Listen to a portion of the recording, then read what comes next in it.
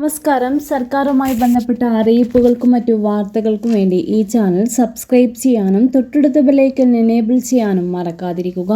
ഗ്യാനേഷ് കുമാറിനെ മുഖ്യ തെരഞ്ഞെടുപ്പ് കമ്മീഷണറായി നിയമിച്ചതിനെ ചോദ്യം ചെയ്ത് സുപ്രീം കോടതിയിൽ ഹർജി. അസോസിയേഷൻ ഫോർ ഡെമോക്രാറ്റിക് റിഫോംസ് എന്ന സംഘടനയാണ് ഗ്യാനേഷ് കുമാറിന്റെ നിയമനത്തിനെതിരെ സുപ്രീം കോടതിയിൽ സമീപിച്ചത്.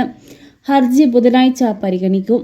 തെരഞ്ഞെടുപ്പ് കമ്മീഷണറെ തെരഞ്ഞെടുക്കാനുള്ള സെലക്ഷൻ കമ്മിറ്റിയിൽ നിന്ന് ചീഫ് ജസ്റ്റിസിനെ ഒഴിവാക്കിയതിനെതിരെ നേരത്തെ തന്നെ സുപ്രീം കോടതിയിൽ കേസുകൾ നിലവിലുണ്ട്.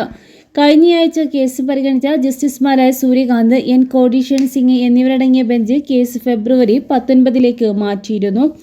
ഇതിനിടെയാണ് തിങ്കളാഴ്ച ഗ്യാനേഷ് കുമാറിനെ മുഖ്യ തെരഞ്ഞെടുപ്പ് കമ്മീഷണറായി നിയമിച്ചത്. ഹർജി പരിഗണിക്കുന്നതിന് മുന്നോടിയായാണ് തിടുക്കമിട്ട് മുഖ്യ തെരഞ്ഞെടുപ്പ് കമ്മീഷണറായി ഗ്യാനേഷിനെ നിയമിച്ചതെന്ന് ഹർജി സുപ്രീം കോടതിയിലെത്തിയത്. അതേസമയം മുഖ്യ തെരഞ്ഞെടുപ്പ് കമ്മീഷണറായി ഗ്യാനേഷ് കുമാറിനെ നിയമിച്ചതിൽ പ്രതിപക്ഷം പ്രതിഷേധം ശക്തമാണ്.